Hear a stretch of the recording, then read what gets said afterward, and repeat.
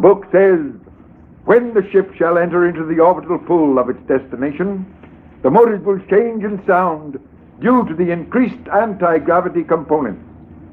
A study is being made to interpret the meaning of the word destination, which was lost some 4,000 years ago and has always been a subject for much controversy.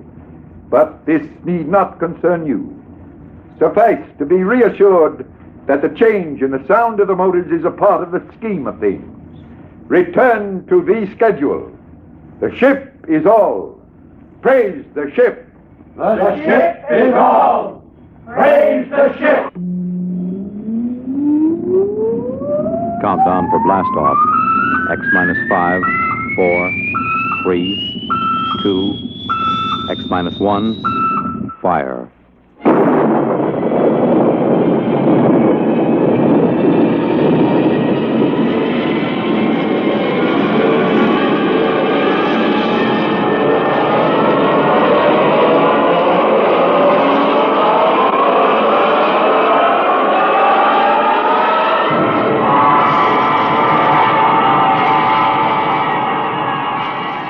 From the far horizons of the unknown come transcribed tales of new dimensions in time and space.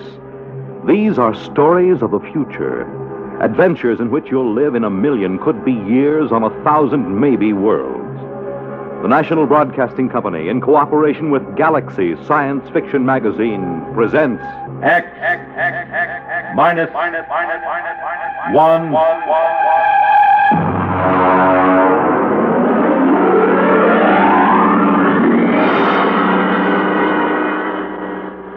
Tonight, The Sense of Wonder by Milton Lesser.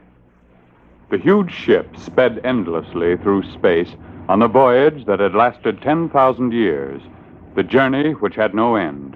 And for those aboard her, there was no other universe. To them, the ship was all.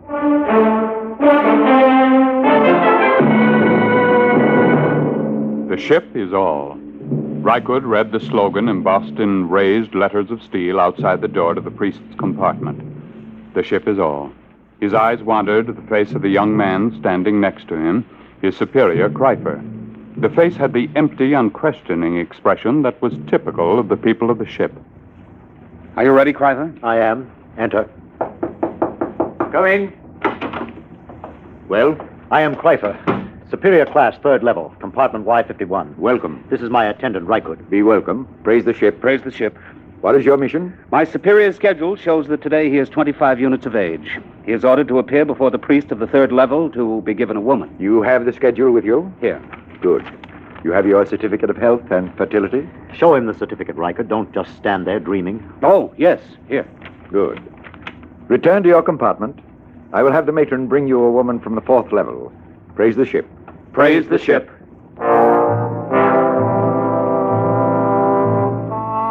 Kreifer returned to his compartment, followed by Rykud. There was no questioning in the mind of either of them. At birth, each of the people was classified as a superior or an attendant, and the coded marking of his schedule was tattooed on his right arm. Both of these young men were 25, strongly built, and tanned from constant exposure to the health rays in the ship's conditioning room. Kreifer wore the loose-fitting robe of a superior. Rykud wore the tight trousers and shirt of an attendant. They entered the comfortably furnished compartment. Kreifer. Yes.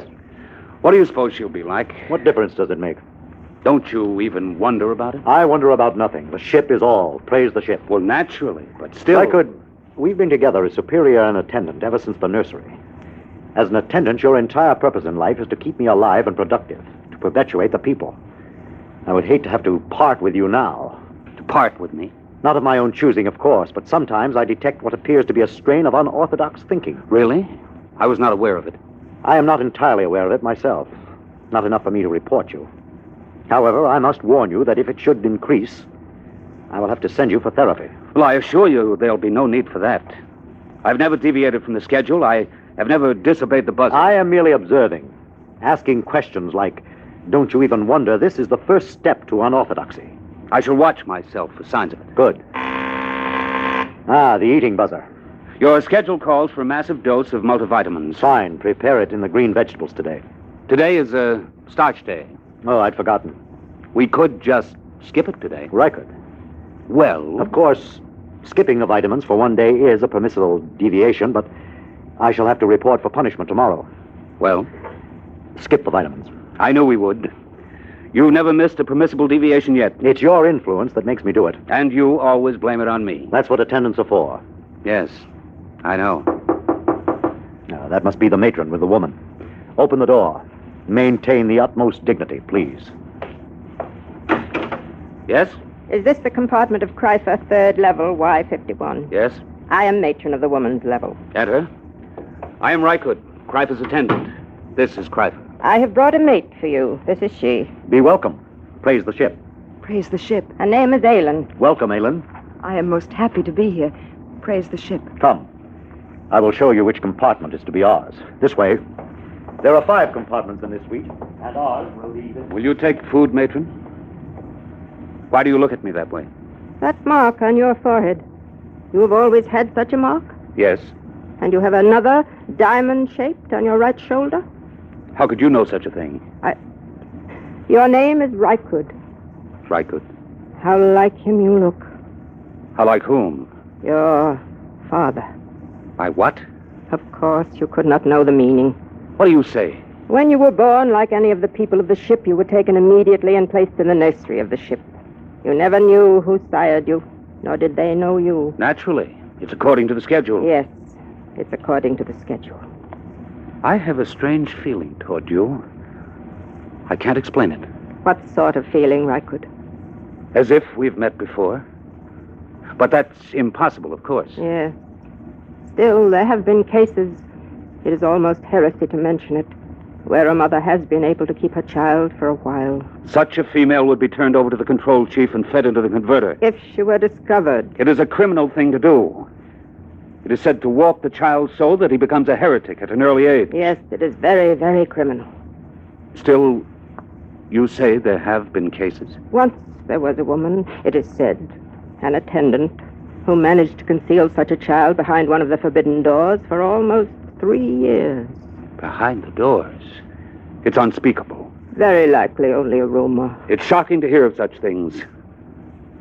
Behind the forbidden doors. You're shocked, and yet something seems to stir deep in your memory, perhaps. Nothing. You're certain? Why do you speak to me thus, woman? Come closer. What is it? Closer. Where there's no chance that we'll be overheard. Well? Reichert, you are that child. I will not listen. I will not listen. You are that child. How could you know such a thing? I am 70 units of age. 25 units ago, I was a matron of the nursery. This person came to me and told me of her child, which she had concealed in the space lock behind the forbidden door. She begged me to take it and place it in the nursery with the other children. I had been her attendant for many years, and we were close to each other. I did as she asked. But are you certain this child was me? I remember the marks upon it. And I am doomed. Why doomed? I have known my own parent.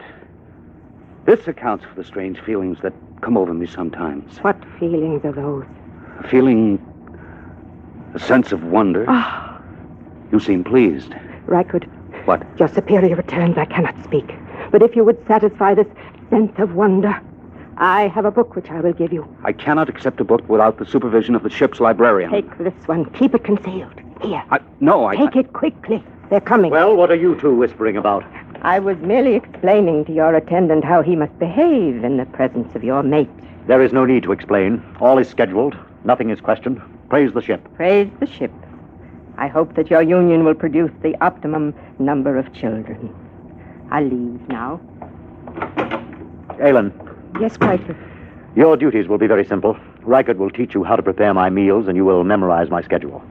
In 3 months, he will be freed from service as my attendant, and he will report to the second level to find a mate in the attendant class. Yes, Kreifer.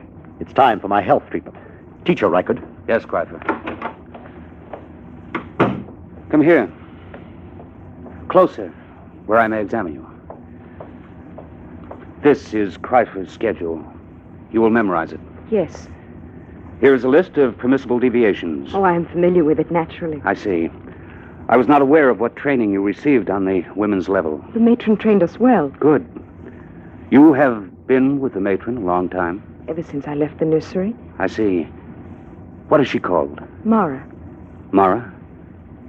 Tell me, did she ever speak to you of a sense of wonder? Are you of the control police? Certainly not. Then you should know better than to discuss feelings. I'm sorry. I thought perhaps... What's that? The change bell. There has been some change. It frightens me. What does it mean? I don't know. I heard it only once before. When the ship passed very close to a red planet, there was a shower of stars, and the ship seemed to shake, and the change bell rang. We were all summoned to the priest and told that we must undergo a test for radioactivity. What are we to do now? Rykud, Alan, quickly. It is the change bell. We are all summoned to the priest of our level. Quickly. Within a few moments, the people of the third level of the ship were assembled in the area outside the compartment of Chul, the priest. They stood there trembling, listening in panic to the clangor of the change bell, not daring to wonder what it meant, but aware that something different had happened. Something different. I'm frightened. Hush! The priest is coming. The ship is all. Praise the ship. Praise the ship. Listen to Chul, your priest. I have just been in contact with the chief priest of the ship. This is what I have been given to say. For 10,000 years now, ever since the ship began the voyage, which has no end, we have lived as one people following the schedule. In those years, the change bell has rung only twice. On one occasion, it was to announce a change in the schedule for the preservation of the people of the ship following the epidemic. On another occasion, the ship passed close to a radioactive explosion, and it was feared that we had become dangerously activated.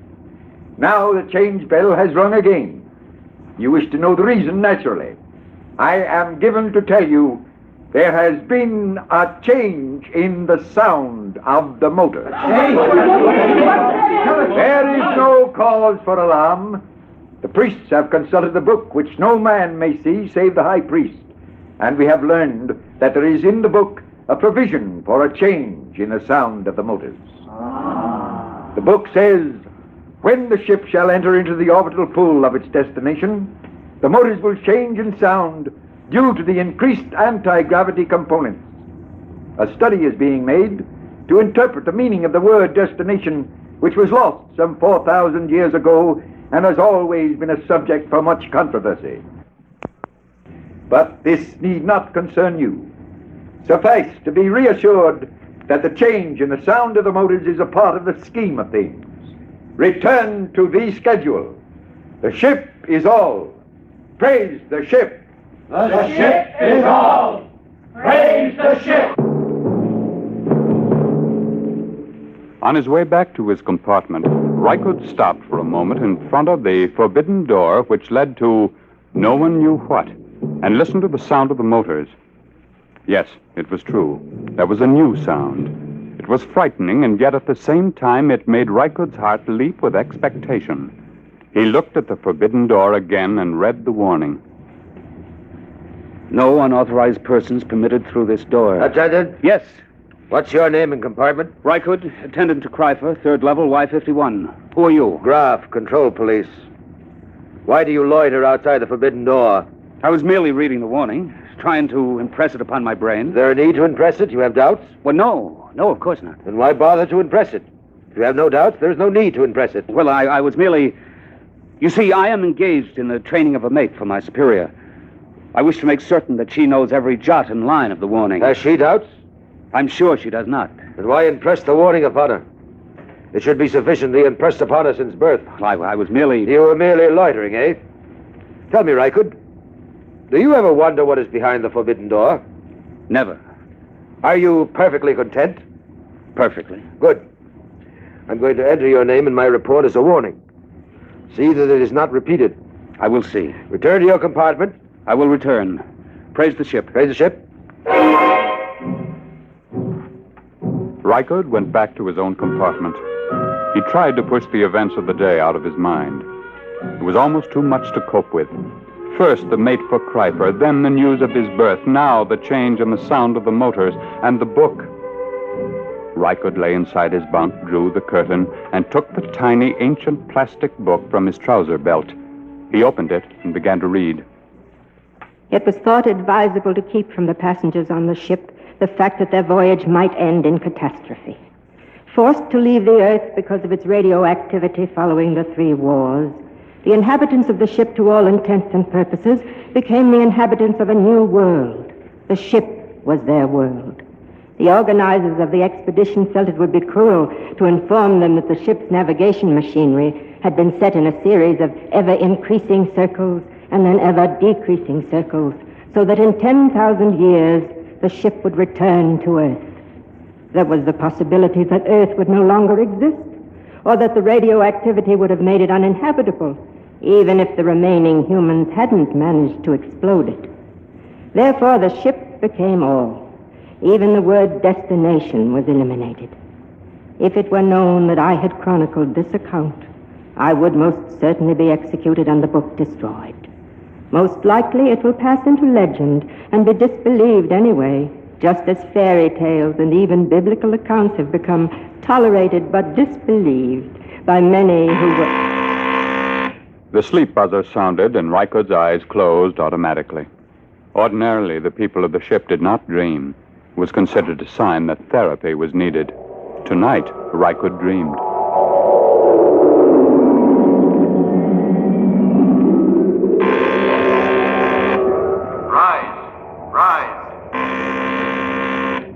Rise. Dress. Eat.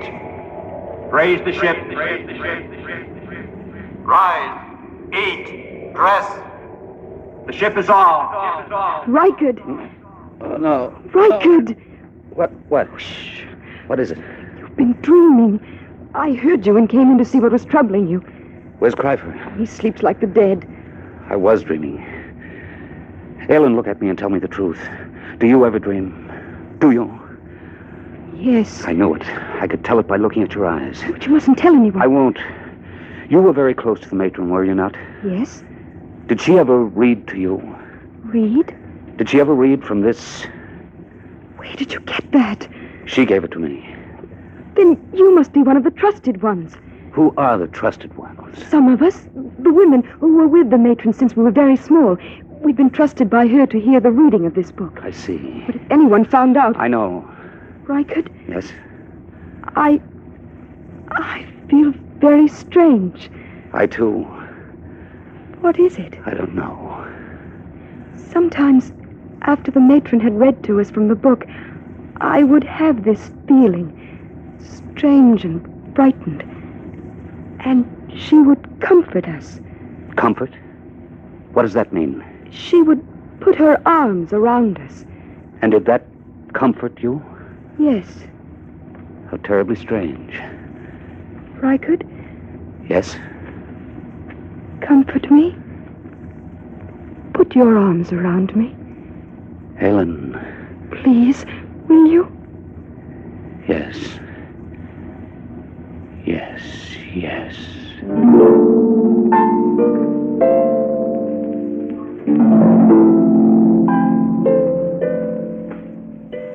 On the following morning, when Cryper went to the conditioning room, as prescribed by the buzzer, Rycood drew Aylin over to the spaceport and slid aside the protective shield.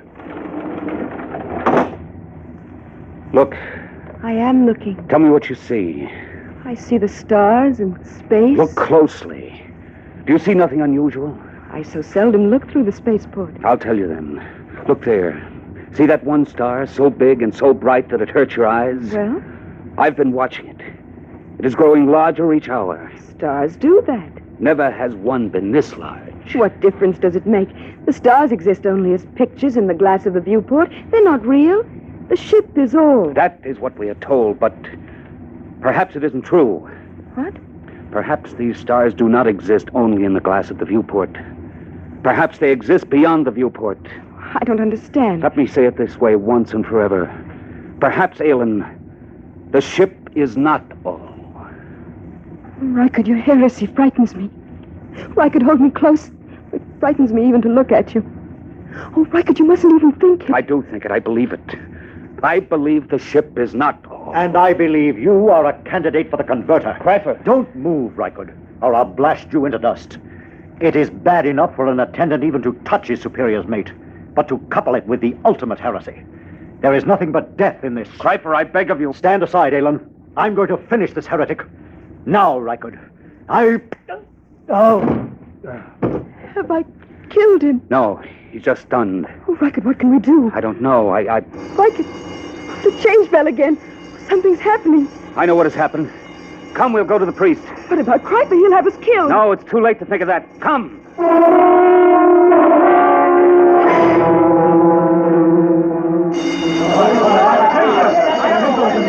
Alan. Stand close to me. The priest is entering. Silence! Once again, the change bell has sounded. There has been another change. Doubtless you all felt the shock and the vibration a moment ago. I am informed that the motors have stopped. Silence! However, once again, there is no need for any panic or alarm. We will continue to live our lives just as before. The only thing that has changed is that the motors have stopped and that the view in the viewports has changed. Behold. The view in the viewports has been changed from the stars to a garden. That is all there is to it. The book makes mention of the fact that the view in the viewports is changeable. Go back to your compartments and resume the schedule. The buzzer will be your guide as always. The ship is all.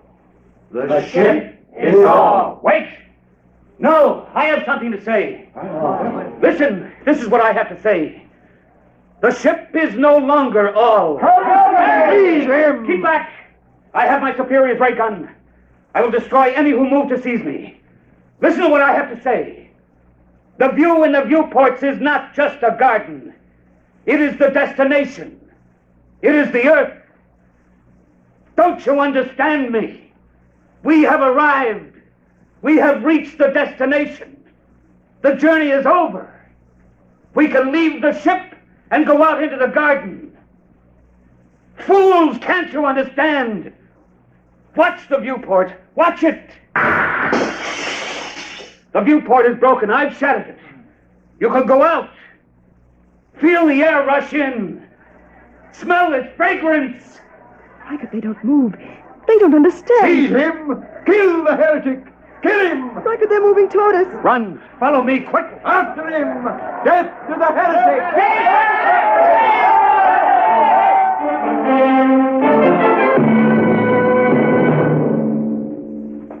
Reichard and Alan ran down the long steel corridor with the crowd on their heels. After a few moments, they came to the forbidden door of the control room. Alan, quick, in here. Reichard, it's forbidden. I'll have to blast the lock. Quickly, now come. Now, help me close the door. Now the bar. We're safe in here for a while. Not even the priest can make them come in here after us. It'll take them time to figure out what to do. Reichard, look. Look at the machinery. It's frightening. We're in the control room. It tells about it in the book. You see this big machine here? There was a drawing in the book. This is the machine that controls the buzzer. Just a simple machine like that? Yes, a simple machine. Stand back. What are you going to do? I'm going to smash it.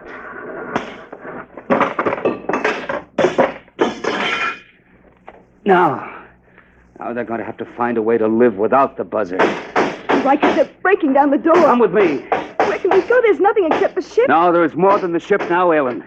There's the earth. The cool green earth. I'm going to smash the viewport. Come on. We're going to leave the ship. Reichard, I'm frightened. Put your arms around me. There's nothing to be afraid of. Come, Alan. Take my hand. Here is the earth. And it is ours.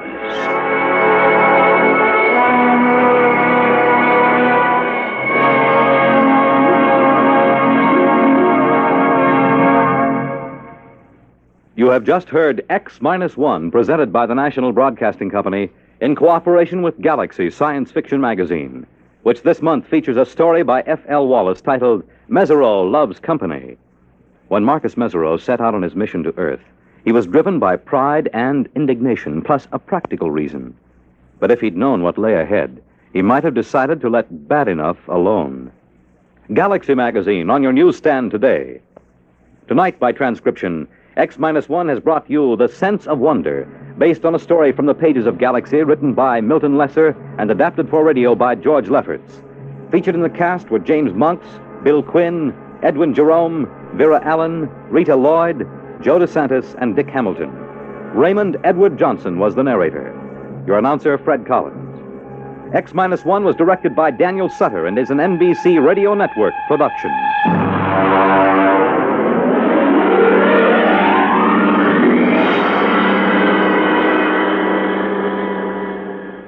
Hi there, this is Jimmy Powers, and usually my field is sports, but right about here I'm going to do some talking about something different. I've heard about something that concerns all you young fellows with that ever-present draft threat hanging over your head.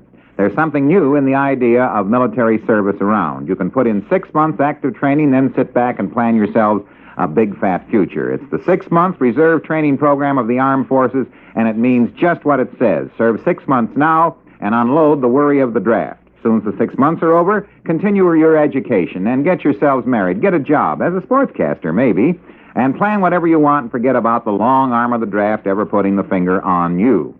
When your training's completed, your only further obligations are meetings one night a week at your local reserve center with some of your buddies. So why not plan on a secure, uninterrupted future with your obligations to your government behind you? Check it out with your local recruiting office. It sure sounds like a good deal to me. You can help keep America healthy. Join the National Fund for Medical Education. Write to Box 313, New York City today. That's Box 313, New York City. Here they knew Sinclair Lewis on Biography and Sound tonight over NBC Radio.